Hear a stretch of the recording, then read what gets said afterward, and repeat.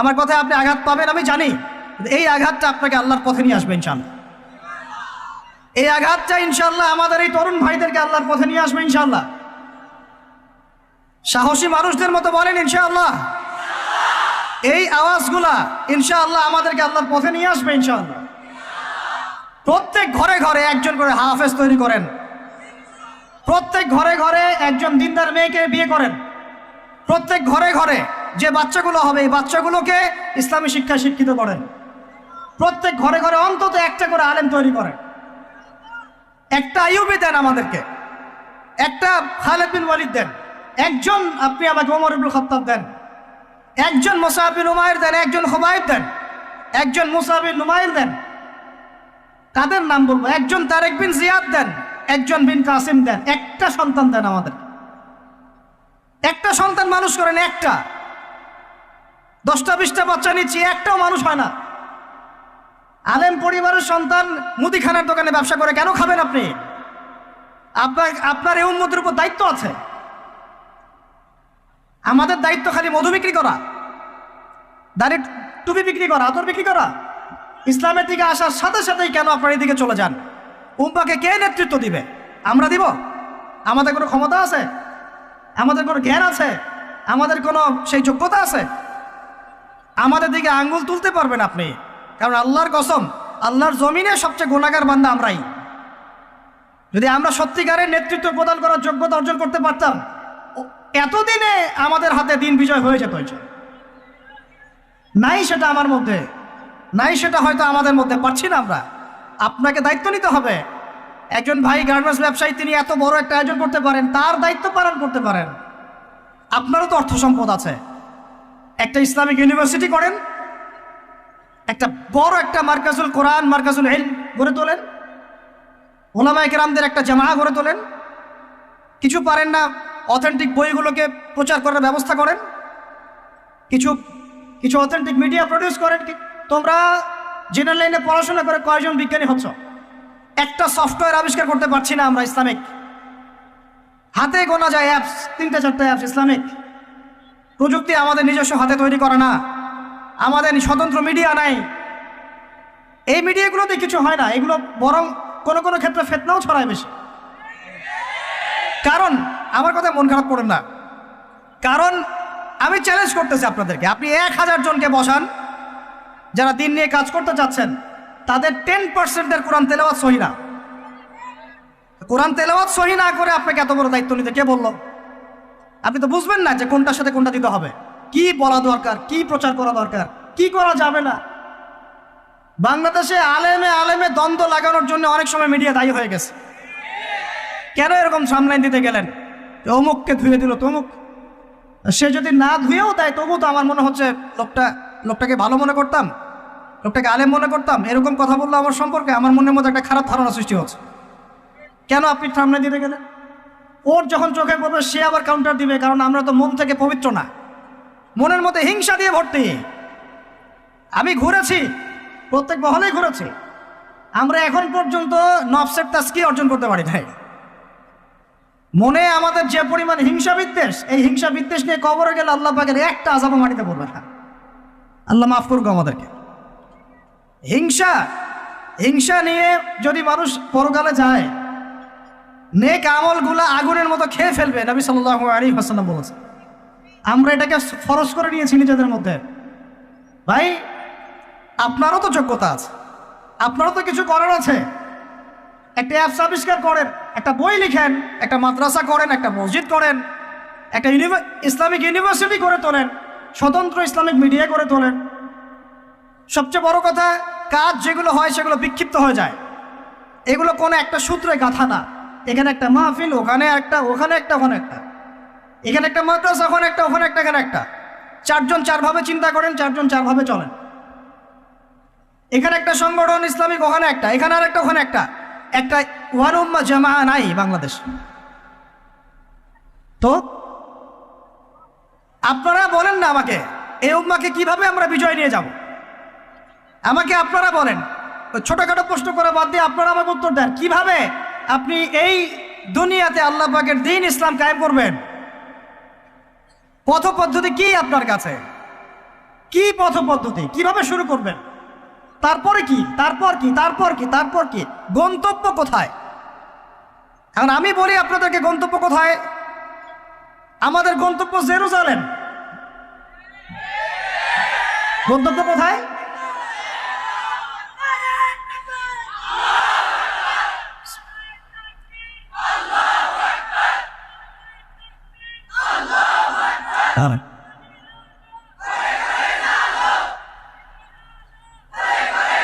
বাস বাস বাস, আল্লাহর কসম, আল্লাহর কসম করে বলতেছি, আল্লাহ রাব্বুল আলামিনের কোনো পরোয়া নাই যদি বাংলাদেশে দিন কায়েম না হয়, যদি পাকিস্তানে না হয়, মালয়েশিয়াতে না হয়, এইখানে না হয়, ওইখানে না হয়, আল্লাহর কোনো পরোয়া নেই, কিচ্ছু যায় আসে না।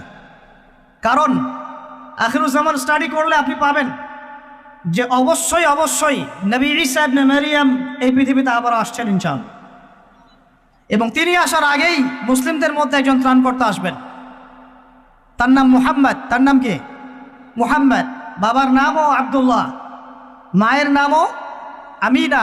মিল থাকবে বংশের, উঁচু নাক, চওড়া কপাল, নবী সাল্লাল্লাহু আলাইহি ওয়াসাল্লামের চেহারার সাথে সাদৃশ্য থাকবে, মুসলমানদেরকে নেতৃত্ব দিবেন ইনশাআল্লাহ তাআলা। আমি বলছিলাম আল্লাহ পাকে কোনো পরোয়া নাই, কারণ এই হাদিসগুলো স্টাডি করলে আপনি দেখবেন জেরুজালেম মুসলমানদের হাতে আসতে যাচ্ছে ইনশাআল্লাহ। ওইখানে ঈসা আলাইহিস সালাম 40 বছর ইসলামী খেলাফত কায়েম করবেন ইনশাআল্লাহ।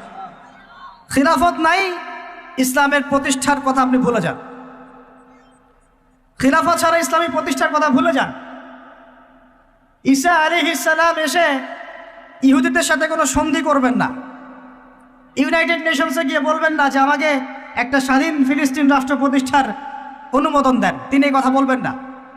তিনি বলবেন না যে আমাকে ডলার দেন, IMF-এ গিয়ে বলবেন না আমাকে ঋণ দেন, বরং তিনি এই পুরো বৈশ্বিক কুফরি তাগুতি শক্তির গোড়ায় গিয়ে আঘাত করবেন ইনশাআল্লাহ। যতদিন পর্যন্ত এই পুরো বিশ্বে ইহুদি খ্রিস্টানদের যে অ্যালায়েন্স, জায়নিস্ট মুভমেন্ট, এর পতন না হচ্ছে, ততদিন পর্যন্ত মুসলমানরা স্বাধীন হতে পারে নাই। আমরা এখন পর্যন্ত স্বাধীন হতে পারি নাই, এটাই সত্য কথা। কখন স্বাধীন হবেন আপনি? কখন এই উম্মাহ স্বাধীন হবে? যখন আপনার আমার কথায় পশ্চিমারা উঠবে বসবে তখন। যখন আপনার আমার কথায় এই ইহুদিরা উঠবে আর বসবে তখন। যখন আপনার আমার কথায় এই পুরো কুফরি তাগুতি শক্তিটা উঠবে বসবে তখন বুঝবেন উম্মাহ স্বাধীন হয়েছে। স্বাধীনতা শুনছেন? বেলাল ইবনে রাবাহ স্বাধীন, যখন তাকে পিটানো হচ্ছে, শেকল দিয়ে বেঁধে শেষরায় টানা হচ্ছে, বেলাল ইবনে রাবাহ সেদিন স্বাধীন ছিলেন, কারণ তিনি আল্লাহ ছাড়া কারো দাসত্ব করেন না। আবু জাহেলের নির্মম নির্যাতন, উমাইয়া বিন খালাফের নির্মম নির্যাতন বেলাল ইবনে রাবাহকে পরাধীন করতে পারে নাই। বেলাল স্বাধীন আঘাতের মধ্যে। সুমাইয়া স্বাধীন। সুমাইয়ার নাম শুনেছেন? আমাদের বোনটা তার নামই জানে। ওরা জানে কি প্রোডাক্ট আসলো বাজারে, কোন পার্লারে গেলে কি পাওয়া যায়, কোথায় গেলে কি হয়, কোন মার্কেটে গেলে কি পাবো। মার্কেট ভর্তি মহিলা দিয়ে, ভর্তি মহিলা দিয়ে, গার্মেন্টসও তো ভর্তি মহিলা দিয়ে। পর্দা কতটুকু মেনটেন হয় সেটাও ভাবতে হবে। জব করতে দোষ নাই, জব করতে দোষ আছে, পর্দা কতটুকু ভাবতে হবে না? যদি আমাদের এই দেহটা যে অবশ, আমাদের উম্মার যে দেহটা যে অবশ, এটা তো বোঝা যায় চলমান বিশ্ব রাজনীতি দেখলেই। বিশ্বের যে কোনো জায়গায় মুসলিমরা আঘাত পাচ্ছে, মার খাচ্ছে, নির্যাতিত হচ্ছে, দোয়াও তো মুখ দিয়ে বেরো হয় না। তাদের স্মরণে একদিন কেউ রোজা রেখে একটু দোয়াও করে না, নামাজে একটু দোয়াও করে না, দুইটা কথাও বলে না, কোনো মানববন্ধনও নাই, কোনো প্রতিবাদও নাই, কিছুই নাই। মানে পুরো দেহটাই প্যারালাইজড, শেষ, অবশ অনুভূতি। আর প্রত্যেকটা বর্ডার এক একটা অনিকেত প্রান্তর, যেখানে অনুভূতিগুলোর ব্যবচ্ছেদ করা হয়েছে, ফিলিংসগুলোকে ব্যবচ্ছেদ করে ফেলে দেওয়া হয়েছে, ফিলিংস নাই। সুমাইয়ার কথা শুনে আমাদের লাগলো না, কারণ সুমাইয়া আমার মেয়ে না, আমার মেয়ে আয়েশা তো আর না, আমার মেয়ে মারিয়াম তো আর না, আমার ছেলে ওমর উসমান তো আর না। সুমাইয়া তখন স্বাধীন, যখন তাকে বর্ষায় শহীদ করা হলো, সে স্বাধীন, জান্নাতে চলে গেল। জুনাইবিস একজন সাহাবী ছিলেন, ছোটখাটো মানুষ, ইসলাম কবুল করে আসছেন খায়বার যুদ্ধের দিন। নবী সাল্লাল্লাহু আলাইহি ওয়াসাল্লাম তার হাতে তাকে তলোয়ার দিয়েছেন এবং তাকে যুদ্ধের যুদ্ধে মানে অগ্রগামী যে সৈনিকরা থাকে প্রথম কাতারের দিকে, সেখানে থাকার মানে চান্স দিয়েছেন। তাকে মানুষ বিয়ে করতে চাইতো না, কারণ তার চেহারা সুরত খুব একটা ভালো লাগে না, বংশ নিচু, মানুষের একটা থাকে না প্রেস্টিজ ইস্যু। তার মনে কষ্ট। নবী সাল্লাল্লাহু আলাইহি ওয়াসাল্লাম একদিন প্রস্তাব পাঠালেন তাকে চিঠি দিয়ে, যে তুমি এই চিঠিটা নিয়ে অমুক গোত্রে যাও, গিয়ে বলো যে আমিই বলেছি তোমাকে যেন মেয়ে দেয়। তখন তারপরেও মেয়ে দিতে যাচ্ছে না, কিন্তু সেই মেয়ে শুনেছে যে আল্লাহর নবী সুপারিশ করেছে, আমার যৌবনের উপর ধিক্কার, যদি আমি এই সুপারিশ না রাখি। তিনি বললেন জুলাইবিস যেমনই হোক চেহারা, আমি তাকে বিয়ে করতে রাজি আছি। তিনি বিয়ে করলেন, সংসার শুরু হলো। এই সাহাবী খায়বার যুদ্ধে শহীদ হলেন। নবী সাল্লাল্লাহু আলাইহি ওয়াসাল্লাম তার চারপাশে দেখলেন, তার চারপাশে 12 জন ইহুদির লাশ পড়ে আছে। কয়জন? একাই 12 জনকে হত্যা করেছে এই সাহাবী। আল্লাহর নবী তাকে নিজের হাতে কোলে নিয়েছেন। কোলে মানে তার দেহটা এরকম ছিল, আর খুব লম্বা চওড়া না, নিজের হাতে কোলে নেওয়ার মতো নিয়ে নিজ হাতে তিনি তাকে দাফন করলেন। আর বললেন যে আমার এই সাহাবীর জন্যে হুরে নেইনরা তাদের দরজা খুলে দিয়েছে। এখন তিনি তখন স্বাধীন। উমর ইবনে খাত্তাব তখন স্বাধীন। কখন স্বাধীন? উমর রাদিয়াল্লাহু আনহু যে কোরআন খুলে সূরা তাহা পড়ছেন, তাহা পড়তে পড়তে তার ভিতরে ফিলিংস চলে আসলো যে না, এটা আল্লাহর পক্ষ থেকে আসছে। তিনি বলছেন খুযুনি ইলা রাসূলিল্লাহি ওয়া আসহাবিহি, আমাকে আল্লাহ রাসূলের কাছে নিয়ে চলো, তার সাহাবীদের কাছে নিয়ে চল। তাকে নিয়ে যাওয়া হলো। ভিতরে হামজা ছিলেন রাদিয়াল্লাহু আনহু, তাকে টেনে নিয়ে আসলেন ভিতরে। বলছেন তরোয়াল নিয়ে আসছো কি জন্য? হ্যাঁ, আলা তানতাহি হাত্তা ইয়াজআল আল্লাহু বিকা কারিয়া, ততক্ষণ পর্যন্ত কি তুমি ক্ষান্ত হবে না যতক্ষণ আল্লাহর গজব না আসছে তোমার উপরে? ওমর ইবনে খাত্তাব বলছেন ইয়া রাসূলুল্লাহ, হে আল্লাহর রাসূল, জিতুকা উমিনু বিল্লাহি ওয়া রাসূলিহি, আমি আপনার কাছে এসেছি আল্লাহ এবং আপনার প্রতি ঈমানদার হয়ে এসেছি। ওয়া বিমা জিতা বিহি মিন ইনদিল্লাহ, এবং আপনি আল্লাহর পক্ষ থেকে জানিয়ে এসেছেন এই কোরআনের প্রতি ঈমানদার হয়েই আমি আপনার কাছে এসেছি। আশহাদু আল্লা ইলাহা ইল্লাল্লাহ ওয়া আশহাদু আন্না মুহাম্মাদান আবদুহু ওয়া রাসূলুহু। কালিমা পড়লেন, মুসলিম হলেন, স্বাধীন হলেন। আগে পরাধীন ছিলেন। বুঝতে পারছেন না কথা? এরপরে তিনি সবার দরজায় গিয়ে নক করলেন। আবু জাহেলের বাসায় নক করে বলছেন হাল আলিমতা আন্নী কদ আসলামত, তুমি কি জানলা যে আমি ইসলাম কবুল করেছি? আবু জাহেল, তুমি কি জানলা, শুনলা যে আমি ইসলাম কবুল করেছি? আর একজনের বাসায় যান, উমাইয়া বিন খালাফ, হাল আলিমতা আন্নী কদ আসলামত, তুমি কি জানলা আমি ইসলাম কবুল করেছি? ওয়াত্তাবা'তু মুহাম্মদ সাল্লাল্লাহু আলাইহি ওয়াসাল্লাম, আমি আল্লাহর রাসূলের ইত্তেবা করেছি। এরপর কুরাইশদের এই কাবার সামনে গিয়ে বলছেন ইয়া মা'শারাল কুরাইশ, হে কুরাইশ তোমরা শোনো, ই'লামু আন্নী কদ আসলামত, তোমরা জেনে রাখো যে আমি ইসলাম কবুল করেছি। ওয়া শাহিদতু আল্লা ইলাহা ইল্লাল্লাহ ওয়া আন্না মুহাম্মাদান আবদুহু ওয়া রাসূলুহু। এবার কুরাইশরা গিয়ে তার উপর আক্রমণ শুরু করলো। 40 জন 50 জন গিয়ে তাকে জাপটে ধরতেছে, তিনি একাই লড়তেছেন সবার সাথে। একজন এসে পরামর্শ দিচ্ছেন, ওই যে আপনারা যারা হিকমতের দোহাই দিয়ে কাপুরুষতাকে আড়াল করতে চান তারা শুনেন ওয়াজটা ভালো করে। যারা হিকমতের দোহাই পেরে কাপুরুষতাকে আড়াল করতে চান তারা শুনেন। উনি এসে বলেছেন যে আফালা কুনতা কাতামত, তুমি কি ইসলাম কবুলের এই বিষয়টাকে গোপন রাখতে পারতা না? কি দরকার ছিল এভাবে প্রকাশ্যে বলার? কি দরকার ছিল এভাবে কাফেরদের সাথে একটা দ্বন্দ্বে জড়ানোর? শোনেন তারপরে তিনি কি বলছেন। তিনি বলছেন যে ওয়াল্লাহি, আল্লাহর কসম করে বলছি, লা উফাররিকান্না বাইনাল হাক্কি ওয়াল বাতিল কামা ফাররাকাল্লাহু বাইনাল লাইলি ওয়ান নাহার। আল্লাহু আকবার। তিনি বলছেন আল্লাহর কসম করে বলছি, আমি রাত এবং দিন আল্লাহ পাক যেভাবে আলাদা করে দেন এইরকম করে আমি সত্য আর মিথ্যা আলাদা করে দেবো ইনশাআল্লাহ। আল্লাহু আকবার। এরপরে তার নাম হয়েছে আল ফারুক। কি নাম হয়েছে? ওমর এখন স্বাধীন। বলেন আমাকে, উম্মাহ স্বাধীন? উম্মাহ স্বাধীন? কিছু করতে গেলেই বলবে স্যাংশন দিয়ে দিব, কিছু বললে বলবে যে একদম টাকার মান কমাই দিব। আরও কিছু যদি বলতে চায় আমাদের প্রশাসন গভর্নমেন্ট, তারা যদি আরও বড় পদক্ষেপ নিতে চায়, প্রশাসন গভর্নমেন্ট যদি বলতে চায়, বলতে পারে বা বলে ওই ইউনাইটেড নেশনসে গিয়ে যে আমরা আমাদের দেশ থেকে আমাদের সেনাবাহিনী পাঠাবো গাজায় গিয়ে আমাদের পক্ষে, আমাদের মুসলিমদের পক্ষে যুদ্ধ করবে, এই কথা যদি বলতে পারে বা বলে, দেখবেন তাদের সমস্ত শক্তি দিয়ে বাংলাদেশকে আক্রমণ করে ফেলছে। আর আপনি আমাকে বলেন আমরা স্বাধীন? উম্মাহ স্বাধীন? ওই তাগুতি শক্তির, বিশ্বকুফুরি শক্তির পরাজয় না হওয়া পর্যন্ত মুসলমানরা স্বাধীন না। আর ঈসা ইবনে মারিয়াম এই গাল গল্প করতে আসবেন না, তিনি মানুষকে খালি সুরসুরি মার্কা ওয়াজ করতে আসবেন না, তিনি আসবেন ওই গোড়ায় আঘাত করতে ইনশাআল্লাহ। আল মাহদি মানুষকে সুরসুরি মার্কা ওয়াজ করবেন না, খালি ফজিলত আর ফজিলত, এভাবে নয়। তিনি আসবেন দাওয়াতের মিশন নিয়ে, উম্মাকে ঐক্যবদ্ধ করবেন, কুফফারদের সাথে মুসলমানদের একদম সশস্ত্র যুদ্ধ হবে, তারপরে এদের একটা একটা করে খুঁজে বের করে মারা হবে ইনশাআল্লাহ। আল্লাহর কসম করে বলতেছি, আমাদের একটা মুসলিম ভাইয়ের রক্ত বৃথা যাবে না, একজন শিশুর রক্ত বৃথা যাবে না ইনশাআল্লাহ। একজন বোনের ইজ্জতের মূল্য ওদেরকে দিতে হবে ইনশাআল্লাহ। এই যে বিগত 1.5 মাসে তোমরা 19,600 জনকে হত্যা করেছ, একটা একটা করে হিসাব আমরা নিবই ইনশাআল্লাহ। 1914 সাল থেকে 2023 পর্যন্ত প্রায় 3.5 লক্ষ মানুষকে হত্যা করা হয়েছে, এর হিসেব ওরা দিবে ইনশাআল্লাহ। এর হিসেব আমরা নিবই ইনশাআল্লাহ। আমরা ছাড়বো না ইনশাআল্লাহ। এই ফিলিস্তিন আমরা ছাড়বো না, এই জেরুজালেমও ছাড়বো না। আর মনে রাখেন, আমাদের এখানে কি হবে তারপরও আল্লাহ পাক করবেন না। আল্লাহ পাক জানেন কোন জায়গা থেকে দিন কায়েম করতে হবে। ঈসা ইবনে মারিয়াম 40 বছর ওই তাখত থেকে, ওই সিংহাসন থেকে পুরো বিশ্বটাকে শাসন করবে ইনশাআল্লাহ তাআলা। আপনারা আঞ্চলিক রাজনীতি নিয়ে পড়ে আছেন, থাকেন, আমি বিশ্ব রাজনীতি নিয়ে কথা বলছি। আঞ্চলিক পলিটিক্স নিয়ে আমার কোনো আগ্রহ নাই, কারণ আমি জানি এই পুরো সাবকন্টিনেন্ট শাসন করবে ঈসা আলাইহিস সালাম। যদি আমরা তার পক্ষের লোক হয়ে যাই, তাহলে আমরা ইজ্জত সম্মান পাবো ইনশাআল্লাহ। আর যদি আমরা তার বিপক্ষে চলে যাই, দেখবেন জিল্লতি আর জিল্লতি নেমে আসবে, আল্লাহ মাফ করে।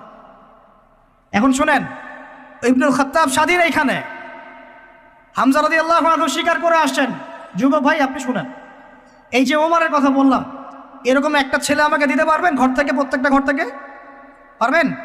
সাহস আছে খালি বলবে যে আমি রাত দিন যেমন আল্লাহ আলাদা করে দেন, আমি সত্য মিথ্যা আলাদা করে দেবো ইনশাআল্লাহ। পারবে? তোমরা টিকটক চালাচ্ছ, পাবজি খেলতেছো, ফ্রি ফায়ার খেলতেছো, মেয়ে নিয়ে পড়ে আসো, তোমরা কিভাবে উম্মাকে নেতৃত্ব দিবা? নামাজ পড়তেছো না, সাপ্তাহিক সওম তো রাখো না মনে হয়, আল্লাহ ভালো জানেন। দান সাদাকা কতটুকু করো আল্লাহ ভালো জানেন। কুরআন তেলাওয়াত করতে শিখতেছো না, কোনো আলেমের সহবতে যাও না। ইউটিউব, অনলাইন, ফেসবুক, ব্যাস, that's all. YouTube, online, Facebook হচ্ছে একটা ফিতনার জগৎ। আপনি বলতে পারেন যে আমার লেকচারও তো যায়, অনেক বড় বড় আলেমদের লেকচারও যায়, সব মেনে নিয়েই বলছে এটা ফিতনার জগৎ। সব মেনে নিলাম, আপনার কথা মেনে নিয়েই বলতেছে ফিতনার জগৎ। কারণ এর কন্ট্রোলও কুফর শক্তির হাতে, এর কন্ট্রোলও তাগুতি শক্তির হাতে। আপনি এটা নিয়ন্ত্রণ করেন নাই, প্রযুক্তি আপনি তৈরি করেন নাই। আমরা আলাদা করে কোনো মুসলিম কমিউনিটি, সোসাইটিও বিল্ড আপ করতে পারিনি অনলাইনে, পেরেছি? আমাদের কোনো স্বতন্ত্র সামাজিক যোগাযোগ মাধ্যম আছে বলেন? ওমর ইবনে খাত্তাবের মতো একজন স্বাধীন মানুষ দেন। হামজা রাদিয়াল্লাহু আনহু স্বাধীন কখন? আবু জাহেল আল্লাহর নবীকে একটা আঘাত করেছে, বলেন নাউজুবিল্লাহ, সাল্লাল্লাহু আলাইহি ওয়াসাল্লাম। আপনারা তো জানেন তার পিঠের মধ্যে উটের নাড়ি ভুড়ি দেওয়া হয়েছে, চাপানো হয়েছে। তো এই দৃশ্য একজন দাসী দেখেছে, হামজা রাদিয়াল্লাহু আনহু স্বীকার করে আসছেন, তাকে বলছে তোমার ভাতিজাকে এরকম আঘাত করেছে আবু জাহেল। আবু জাহেলের নাম কিন্তু আবু জাহেল না, আবু জাহেলের নাম আবুল হাকাম। সেও কিন্তু আল্লাহকে বিশ্বাস করত। আপনারা মনে করবেন না যে সে একদম ইহুদি ছিল বা খ্রিস্টান ছিল, এমন না। সে আল্লাহকে বিশ্বাস করত, কিন্তু আল্লাহ পাকের বিধান মানত না। এখন হামজা রাদিয়াল্লাহু আনহু বলছেন ওয়া ফাআলা যালিক, সে কি সত্যিই কাজ করেছে? হ্যাঁ, সত্যিই কাজ করেছে। আচ্ছা চলো দেখাও আবু জাহেল কোথায় আছে। তিনি ঘোড়া ছুটায় গেলেন কাবা ঘরের সামনে, গিয়ে বললেন যে তুমি আমার ভাতিজাকে গালি দিয়েছ, তুমি আমার ভাতিজাকে আঘাত করেছ, জেনে রাখো আমি আজকে থেকে আমার ভাতিজার দিনের উপর আছি। এই কথা বলার সাথে সাথে তার উপর আক্রমণের চেষ্টা করা হচ্ছিল। তিনি নিজে একটা ঘুষি দিয়ে আবু জাহেলের একটা দাঁত ফেলে দিলেন। আর দাঁত যে পড়ে গেছে কিনা সিরাতের কিতাবে এটা স্পষ্ট নাই, কিন্তু আঘাত একটা ঘুষি দিয়েছেন এটা স্পষ্ট। ঘুষি দিয়ে বলছেন রুদ্দাহা ইনিস্তাতা, রুদ্দাহা ইনিস্তাতা, যদি সাধ্য থাকে এই ঘুষিটা আমাকে ফেরত দিয়ে দেখাও, সাধ্য থাকলে আমাকে আরেকটা আঘাত করে দেখা। আকুলু মা ইয়াকুল, আমি তাই বলি যা আমার ভাতিজা বলে। শাহিদতু আল্লা ইলাহা ইল্লাল্লাহ ওয়া আন্না মুহাম্মাদান আবদুহু ওয়া রাসূলুহু, আমি সাক্ষ্য দিচ্ছি বা দিলাম আল্লাহ ছাড়া কোনো ইলাহ নাই, মুহাম্মদ আমার ভাতিজা আল্লাহর রসুল, তোর সাধ্য থাকলে আমাকে ঠেকা। এরকম জেনারেশন দিতে পারবেন? আপনার ছেলেটা কি এরকম? আপনার ভাইরা কি এরকম? এই আমাদের মায়েরা তাদের সন্তান কি এরকম, যে মেয়েদেরকে ঘরে নিয়ে আসছেন? এই মেয়েগুলোও কি সুমাইয়ার মতো? উম্মে আমারা একজন নারী সাহাবী, উম্মে আমারা, উহুদের যুদ্ধে চতুর্দিক থেকে আল্লাহ নবীকে আক্রমণ করা হচ্ছে, তিনি একাই তীর ছুটছেন। মহিলা সাহাবী, নারী সাহাবী। আমাদের নারী মেহেদি দেয় বসে বসে, তাও বয়ফ্রেন্ডের জন্য। আমাদের নারীরা ঘরে বসে বসে মেহেদি দেয়, পার্লারে যায় বয়ফ্রেন্ডের জন্য।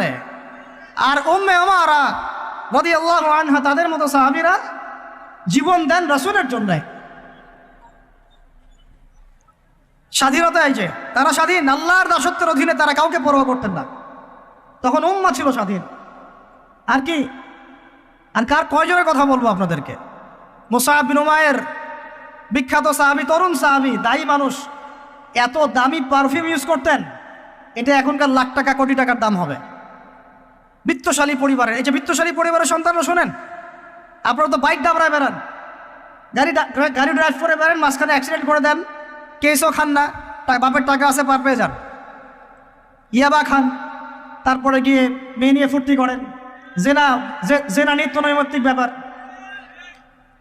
একটা মেয়েকে পিছনে ওঠান, 7 দিন ঘোরেন, আবার চেঞ্জ করেন, 7 দিন পর আরেকটা নেন। মুসআব বিন উমাইরও ধনীর সন্তান ছিলেন, ধনীর দুলাল। যখন ইসলাম এসেছে, কুরআন এসেছে, শুনেছেন, তিনি ইসলাম কবুল করেছেন। মা সম্পত্তি থেকে বঞ্চিত করেছে, তাকে চাটাইয়ের মধ্যে জড়িয়ে নিচে আগুন দেওয়া হতো, ধোঁয়া দেওয়া হতো, আযাব দেওয়া হতো পারিবারিকভাবে।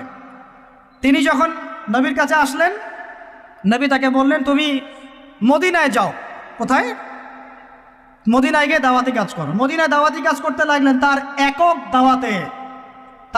দাওয়াতে মদিনার 75টা পরিবার ইসলাম কবুল করেছে। এই যে মদিনায় যে ইসলামের আপনি জয় জয়কার দেখছেন, এটা মুসআব বিন উমাইর রাদিয়াল্লাহু আনহু দাওয়াতের একটা ফসল, আল্লাহ রসুলের দোয়া।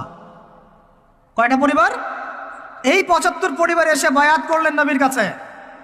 তারপরে নবী হিজরত করলেন মদিনায়। এমনি এমনি হয়নি, এটা প্রেক্ষাপট। ওই মুসআব বিন উমাইর রাদিয়াল্লাহু আনহু উহুদের যুদ্ধে শহীদ হচ্ছেন, তার গায়ে তখন 50টার বেশি তরবারের আঘাত আছে।